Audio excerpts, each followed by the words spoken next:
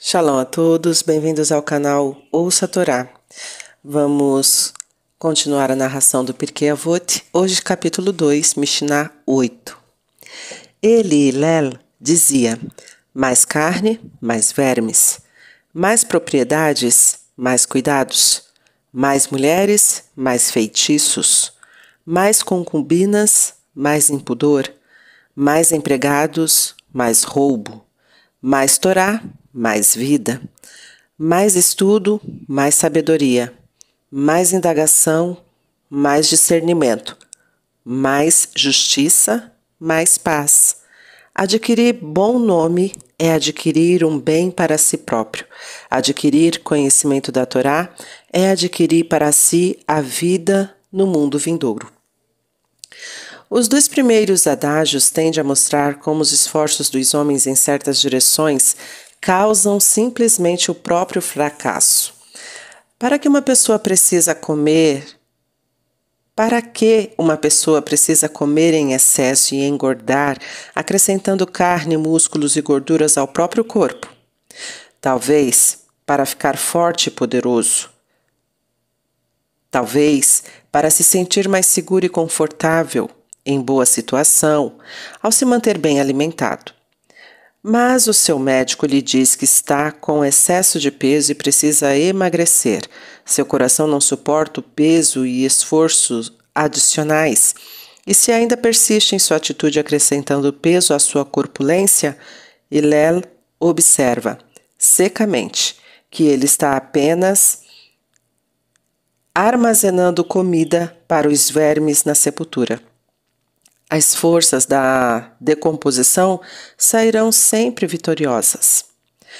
Quantos perseguem implacavelmente o dólar todo-poderoso, tentando juntar fortuna em busca de segurança? Eles pensam ou dizem abertamente, com $1 milhão no banco, eu não terei com o que me preocupar. Mas isso não é assim. Se tivesse $1 milhão, você investiria para fazer dele 5 milhões. Quanto mais investimentos, mais preocupação para protegê-los. Quanto maiores as posses, menor é a paz de espírito. A nossa tradição sabe bastante bem que o ser humano é capaz de desejos insaciáveis. Mal satisfaz um deles, outros 2 novos tomam seu lugar. O Midrash diz, nenhum homem deixa este mundo com sequer metade de seus desejos realizados. E o Midrash prossegue, mostrando-nos o que isto significa literalmente. Se ele tem 100, quer 200. Se tem 200, quer 400. Embora isto tenha sido dito há mais de 1000 anos, ainda descreve corretamente as pessoas do nosso tempo e de qualquer época, pois se alguém começa a ter maiores rendimentos, ele tende a elevar seu padrão de vida, somente para descobrir que precisa e anseia por mais dinheiro para continuar no novo estilo de vida a que se acostumou a seguir subindo a escada do luxo e prestígio social. E não conhecemos ou ouvimos falar de pessoas que passaram a ter maiores dificuldades em gerenciar suas finanças após seus rendimentos terem aumentado consideravelmente? Pois seus maiores rendimentos geram novas obrigações e despesas, e a pessoa pode perceber desiludida que vivia mais confortável e facilmente e com maior paz de espírito quando os seus rendimentos eram menores. Hillel resume tudo isso, mais propriedades, mais cuidados. A palavra hebraica para vermes, rimá, também é uma forma do verbo que significa iludir. Se alguém vincula suas esperanças e aspirações aos prazeres da carne, ele pode esperar, com certeza, uma grande desilusão. Os prazeres físicos são, em sua maioria, evanescentes e efêmeros, como a fumaça de uma baforada de cigarro. Os prazeres físicos vão-se logo, não deixando atrás de si nada de valor permanente. Eles prometem tanto antes, mas não rendem nada ao final. Antecipadamente parecem bastante substanciais para durar uma vida inteira. Em retrospecto, mal parecem reais. Quanto mais você se envolve com as coisas da carne, maior a desilusão final. Rimá. Mais mulheres, mais feitiços. Nos tempos antigos, particularmente, as mulheres eram dadas a atividades ocultas. Quando as escrituras decretam a morte para a bruxaria, fala de uma mulher que a pratica. Mas este ensinamento tem um significado válido para os dias de hoje também. Quando as pessoas se devotam às mulheres e prazeres que elas proporcionam, podem facilmente se converter em seus escravos. Rodeados de assistentes, cooperativas deste tipo, as madames pompadores de cada era tiveram pouca dificuldade em realizar seus pequenos truques, toques de mágica que causaram incontável danos aos envolvidos. Mais concubinas, mais empregados. Os empregados em geral, como os escravos na antiguidade, ocupam uma posição peculiar e delicada. Por um lado, como empregados, estão em posição servil, porém seu papel no lar os conduz a órbitas das vidas particulares e às atividades de seus empregadores. Como resultado, existe sempre a oportunidade e a tentação de transgredir, conduzindo à imoralidade de todos os tipos, calúnias e fofocas, roubo e furto. Em suma, Hillel diz que nem tudo é o que parece na superfície. As condições que de longe parecem desejáveis têm frequentemente efeitos indesejáveis. O que parece contribuir para o poder trabalha pela destruição. Aquilo que parece trazer segurança causa ansiedade. O que promete gerar prazer conduz ao desapontamento. Coisas que parecem contribuir para a limpeza e a ordem levam à impureza e à desordem. Mais Torá, mais vida. Agora Hillel se volta para o lado positivo, para os modos de chegar a bom termo e a resultados que valem a pena. E suas máximas continuam surpreendendo e fascinando. Veja o exemplo do estudante da Yeshivá. Ele provavelmente está envolto com estudos desde as 9 da manhã até as 7 da noite. E às vezes até mais. Não assiste à televisão nem ouve rádio, está completamente absorvido em seus estudos. A palavra de Deus, muitos certamente exclamariam, horrorizados: isto é vida? Com toda certeza, isto é a verdadeira vida. As distorções ou rodeios insensatos que dão os demais, tanto se eles estiverem vegetando como parasitas, gerando emoções violentas, como uma parte necessária da condução de seus assuntos, como quando arremetem loucamente de uma necessidade desesperada para outra ainda mais urgente.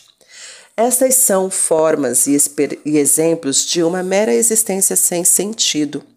Somente através da Torá é que você pode realmente estar vivo, e todas as coisas em seu mundo se tornam plenamente vivas para você.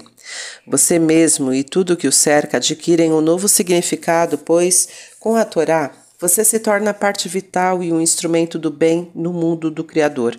Suponha que duas pessoas estejam caminhando num lindo jardim. Uma percebe a beleza das flores e sua fragrância, enquanto a outra, que estudou botânica, percebe outras tantas coisas a mais nas flores. Cada pétala e cada folha lhe diz algo. Revela sua história e a glória de seu crescimento, o poder e a grandeza de seu Criador. A pessoa com estudo está muito mais viva e sensível ao seu ambiente do que o ignorante. O conhecedor da Torá não está apenas mais vivo para o presente, mas, na perspectiva do tempo, ele vive com maior profundidade e intensidade. Ele vive como Moshe Rabbeinu, Moisés, e experimenta seus feitos e realizações. Ele luta ao lado de Josué para conquistar a abençoada terra de Israel. Ele sofre as frustrações dos profetas à medida que cada um deles alça a sua voz como um chofar para trazer a palavra de Deus para o seu povo. Ele acompanha Jó no luto e exulta com Davi e contempla as vaidades da vida tranquilamente como Salomão. Ele participa pessoalmente das discussões entre Lel e Shammai, Abaye e Rabá e centenas de outros sábios. Suas palavras e pensamento e seus esforços para encontrar a verdade na lei divina que estão para ele tão vívidos quanto a conversa com seus amigos. Ser absorvido pela Torá é realmente viver com propósito e significado. Não tenha pena do pobre, estudante da Yeshivá, constantemente debruçado sobre seus livros. Ele está conseguindo algo que no mundo atual é raro: crescimento espiritual. E, no entanto, existe uma declaração do Talmud que parece nos contradizer. A Torá enfraquece a força de um homem. Isto significa que ela torna um homem menos vivo? Na verdade, não, pois se for interpretada corretamente, significa que, com o conhecimento crescente da Torá, a confiança de um homem em sua própria força e capacidade é enfraquecida. Um sentido de autossuficiência presunçosa é o pior dos pecados. É a pessoa perversa que diz que a minha força e a fortaleza das minhas mãos me conseguiram estes bens. O estudioso da Torá, contudo, percebe o quanto o ser humano está nas mãos do Criador de todas as coisas, dependente de sua graça. Com o aumento de seu conhecimento da Torá, uma pessoa não pode superavaliar o poder e a sabedoria humana. Existe ainda outro sentido no qual a Torá pode incrementar a vida. Imagine um homem inexperiente a quem foi pedida a construção de uma mesa, mas foi dada uma quantidade limitada de material. Seria tolice ele começar a trabalhar imediatamente, fazendo, por assim dizer, experiências com seu precioso material. Se ele cortar e martelar sobre o próprio material, descobrirá, quando finalmente obtiver o modelo correto, que a madeira acabou. A abordagem mais prudente seria aprender o ofício primeiro, talvez com a ajuda de um manual, desenhar um diagrama para ajudá-lo no projeto e até mesmo consultar um carpinteiro experiente. Só depois de ter esboçado um plano é que ele deve começar a construção de verdade. É semelhante ao que ocorre em nossa vida religiosa. O nosso tempo de vida na Terra é limitado e a abordagem de tentativa e erro custosa demais. Quão sábia é, portanto, a pessoa que aprende com a Torá, o livro da vida, aprende dela a evitar as ciladas e a arte de como viver corretamente, ficando consciente da abordagem correta e decente na conduta humana. Mais Torá, mais vida. Um período de tempo maior que você possa dedicar aos valores e atitudes adequados, uma vida mais sagrada e bela. Mais indagação, mais discernimento. Se compararmos um homem em busca de aconselhamento com aquele que pede um empréstimo, encontraremos a diferença fundamental entre as ambas situações. Quando alguém empresta dinheiro a outrem, a situação é caracterizada pela carência, pela sensação de algo faltando. O tomador do empréstimo está com pouco dinheiro e a miúde continuará assim depois. O outro a emprestar fica temporariamente sem aquele dinheiro e fica mais pobre. Porém, quando um conselho é dado, a situação é de ganho mútuo. A pessoa que pede mostra sabedoria, já que sabe quando precisa consultar um amigo. Além do mais, o conselho adequado pode muitas vezes resolver todo o problema e não existe a obrigação de fazer um pagamento. Quem o dá, ganha, pois além de não perder nada com isso, ganhará experiência, introspecção e sabedoria por ter aconselhado. Para todos os envolvidos, portanto, mais indagação, mais conhecimento, mais discernimento. Mais justiça, tzedakah, mais paz. Sabemos que a tzedakah significa justiça, mas também é usada para caridade, porquanto essa, de certa forma, é a correção de um erro e de um desequilíbrio social. Não é preciso ser marxista para perceber que, se deixarmos que as condições de desigualdade, justiça e injustiça social continuem e piorem, só podem conduzir à discórdia, violência e luta de classes. Em seus primeiros dias como presidente, Franklin Delano Roosevelt estabeleceu novas leis de bem-estar social, com as quais o governo federal protegia milhões de pessoas contra os perigos do desastre financeiro e da miséria. Há pouca dúvida de que ele agiu movido não por uma política social ou filosófica, mas pela percepção prática e séria de que, se não fosse feito algo de imediato para melhorar a severa depressão daquela época e evitar tribulações futuras, as subelevações e o caos seriam certamente as consequências. Naqueles dias havia uma clara aplicação deste ensinamento: mais justiça, mais paz. A caridade não conduz somente à paz social, mas também à paz de espírito. Como você pode dormir num quarto confortável numa noite fria de inverno, sabendo que o seu vizinho não tem aquele não tem aquecimento, ou usar um sobretudo sabendo que ele não tem nem um agasalho para vestir. Uma expressão Yiddish bem familiar é Tzadik in peltz, um piedoso em casaco de peles. Você pode obter calor no quarto frio de duas maneiras, aquecendo o quarto, caso em que os demais compartilham do mesmo, ou se envolvendo num casaco de peles com o qual só você pode aquecer. Só você se aquece. Se alguém só cuida das próprias necessidades e não se preocupa com os demais, ele é um tzadik in peltz, não é um verdadeiro justo. Somente fazendo os outros felizes é que você pode atingir a própria felicidade. Adquirir bom nome é adquirir um bem para si próprio. Todas as posses materiais, sejam elas joias, imóveis, carros ou iates, caracterizam somente o que uma pessoa tem. Elas nada dizem a respeito do que a pessoa é. Mesmo atributos como beleza, inteligência, não descreve o que uma pessoa atingiu no seu interior, só indicam qualidades com as quais o céu a agraciou. Boa reputação, por sua vez, é algo que se conquista pelos próprios esforços e atos e que caracteriza a essência da sua individualidade. Shakespeare expressou o mesmo sentimento. O bom nome na mulher, como no homem, meu senhor, é a joia mais valiosa de suas almas. Quem rouba minha bolsa, rouba um objeto sem valor. É algo, é nada. Foi minha, é sua, e foi escravas de milhares. Mas aquele que rouba meu bom nome me despoja de algo que em nada o enriquece e pobre deveras me deixa. Adquirir conhecimento da Torá é adquirir para si a vida no mundo vindouro. Com seu infinito conhecimento da verdade, nossa religião vê a existência humana como um breve intervalo entre duas eternidades. Se um homem viver 120 anos, o que são estes à luz da eternidade? Como diz o Salmo de Moisés, dedicado ao governante eterno, porque 1000 anos ante teus olhos são como o ontem que já passou. Se você dedicar todos os seus esforços e energias para coisas não duradouras, estará trabalhando para ganhar uma sombra passageira.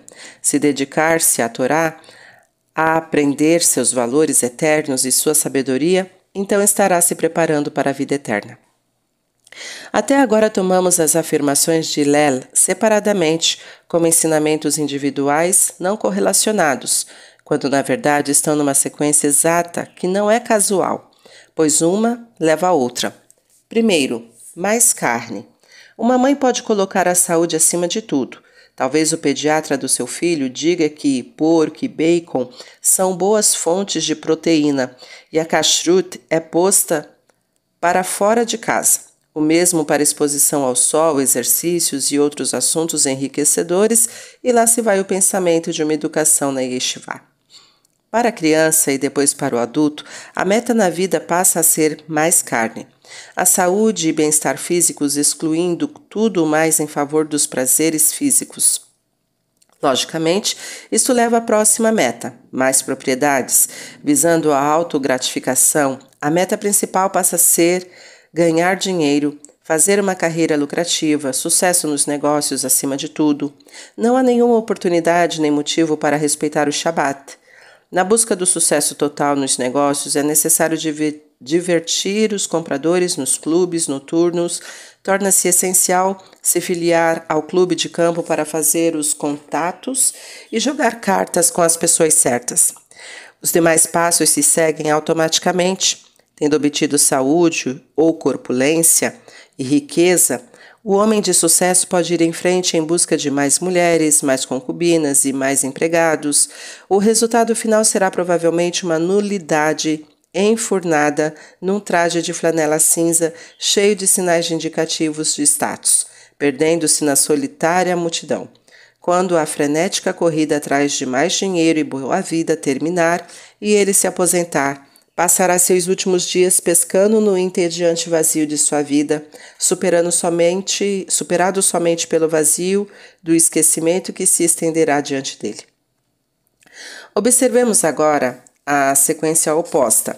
uma série de passos dados numa vida melhor, numa vida de valor. Mais Torá. Quando uma mãe acende as velas de Shabat, pede para que os olhos do menino sejam iluminados pela Torá, ela sabe que o propósito mais nobre da vida é a lei. Em seguida vem mais estudo. A Yeshivá é a instituição mais eficaz que temos para inculcar um sólido conhecimento da Torá como forma de vida e propósito mais elevado da existência. O menino em crescimento é conduzido em direção a mais indagação. Há um período de averiguações, pesquisa e busca. Ele tem à sua disposição todo o material das fontes da Torá através das gerações, do qual poderá obter o seu próprio entendimento do judaísmo. Para a idade adulta, temos a afirmação de mais caridade ou retidão. Em sua maioridade, o homem percebe que daí por diante sua vida deve ser consagrada a apoiar a Torá, interessando-se pelos demais e atuando com probidade. A consequência fundamental desta atitude é a aquisição de um bom nome e a preparação e disposição maduras para enfrentar o desafio da eternidade. Diz o Talmud, a pessoa sábia deduz no princípio de um fato qual haverá de ser o resultado final. Um último pensamento a respeito da afirmação de Hillel, mais concubinas, mais impudor. Isto não significa necessariamente que as concubinas sejam imorais, mas que a dona de casa pode se tornar mais vulnerável à transgressão adúltera. Sabemos que muito ócio e falta do que fazer na vida de uma pessoa a expõe a graves perigos. Certamente, em nossos dias, este problema foi agravado pela multiplicação dos elementos que poupam tempo e trabalho para a dona de casa, o que favorece o tédio e concede excessivo tempo livre. Em geral, o problema do ócio se converterá provavelmente num dos maiores desafios dos tempos modernos. Certa vez, na coluna de conselhos de um jornal, apareceu uma carta de uma mulher cujo problema era o ronco do marido à noite, o que a impedia de dormir. A missivista admitia que o marido era amável e generoso e havia posto 2 empregadas para ajudá-la nos afazeres domésticos, mas por causa disso ela ficava nervosa durante o dia, desesperada, perguntava o que fazer. O colunista respondeu a ela, minha cara, dispense as 2 empregadas e faça a senhora mesmo os trabalhos domésticos. Aí então ficará tão cansada que não escutará o ronco do seu marido. Este conselho será novo? Foi descoberto no século XX? Em outro lugar da Mishnah, Rabi Eliezer diz, ainda que uma mulher leve consigo 100 empregados, seja pela riqueza do pai ou dela mesma, para fazer o trabalho doméstico, ele deve obrigá-la a tecer lã, pois o ócio gera imoralidade. E um midrash posterior aconselha, uma mulher deveria sempre se esforçar por fazer algum trabalho em seu lar e não ficar sentada ociosa, pois o ócio gera loucura e pensamentos imorais. Que atitude deveria tomar, então, uma mulher que não tem nada para fazer em seu lar e dispõe de muitíssimo tempo livre? Em vez de centrar seu interesse em ociosos jogos de carta, televisão e programas sem sentido, que ela se junte a grupos de estudos dignos, dedique-se a atividades de fraternidade e outros trabalhos vitais de bem-estar social, ou da sinagoga, que necessitam de sua colaboração. Fim da Mishnah 8. Tá gostando do conteúdo do canal? Então curta, comenta, compartilha. Se ainda não é inscrito, se inscreve, ativa o sininho e fica por dentro das novidades. Shalom a todos!